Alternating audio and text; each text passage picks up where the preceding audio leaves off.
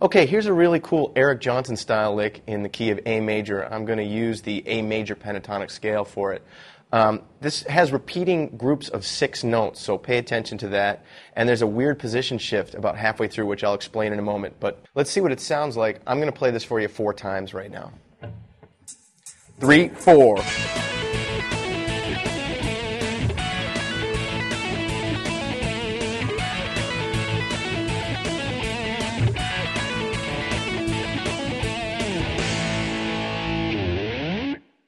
Okay, let's dive into this lick a little bit further. What we do is we start out on the 12th position up here at the double dots on the 12th fret.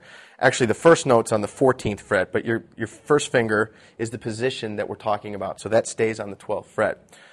Now, what we have here are groups of 6 notes at a time. And what I mean by that is every time you hear a beat on the backing track, you're going to hear 6 notes with the lick. So it's going to be 1, 2, 3, 4, 5, 6, 1, 2, 3, 4, 5, 6, 1, 2, 3, 4, 5, 6, boom. And there's going to be an interesting position shift coming up. So let's take a look at the first position here. We're on the 14th fret of the B string, of the high E string, and you're going to switch to the B string. So those are your first 2 notes. Already it's tricky because you've got 2 notes on the same fret but on different strings, and sometimes you can tend to be a little bit sloppy with that. You want to have articulation between those notes. So what I do is I start with an upstroke and then move to a downstroke.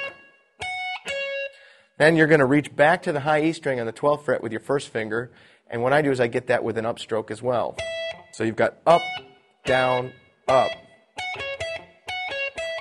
Then you're back on your B string on the 14th fret again. You're going to do a pull-off to the 12th fret. And then you're going to reach down on the 14th of the G string to get the A note. So here's your 6 notes. 1, 2, 3, 4, 5, 6. 1, 2, 3, 4, 5, 6. Now you're going to start your next group of 6 notes. But this one's a little bit more tricky here because what you're going to do, it starts out the same way. 14th fret of the B string with your 3rd finger, and you start with your upstroke. Then you reach down to the G string on the 14th, get your downstroke. Then your first finger note, which is this case on the B string on the 12th fret. Here's the hard part. The position of the lick from here on out is going to shift down 1 fret, from the 12th fret to the 11th fret. So instead of going to your 3rd finger here like you kind of naturally want to do, you've got to jump to your pinky to compensate for what's coming up next. 14th fret on the G string. And you're going to pull that to the 11th fret on the G string. Then you'll reach down with it's going to be pinky the rest of the way here. So no more 3rd finger. You got your note on the 14th of the D string. So here's your second group of 6, slowly. 1, 2, 3, 4, 5, 6.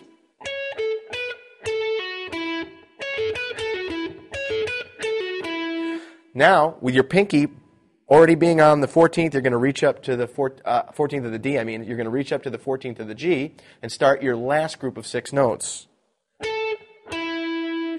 And you've got 2 notes on the same string again, and with your pinky, which is generally your weakest finger, you've got to be really careful about sloppiness. Reach to your first finger on the 11th fret of the G, pull off on the D string, 14 to 11, reach with your pinky to the 14th of the A, and then your final note is the A, the root note of the whole lick, on the 12th fret of the A string.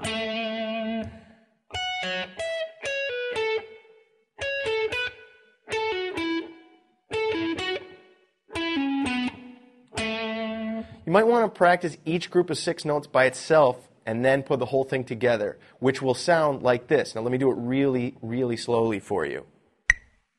2, 3, 4.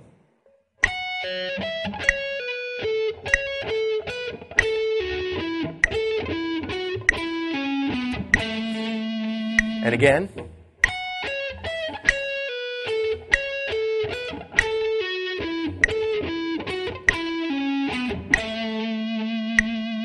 And you'll notice on that last lick, I give it a little bit of a shake, some vibrato to give the note a singing quality. Just shake the string back and forth. Now let me play the lick for you twice, a little bit faster than I just did, but still slower than the original version, and I'll play it along with the backing track so you can hear it in context. 3, 4.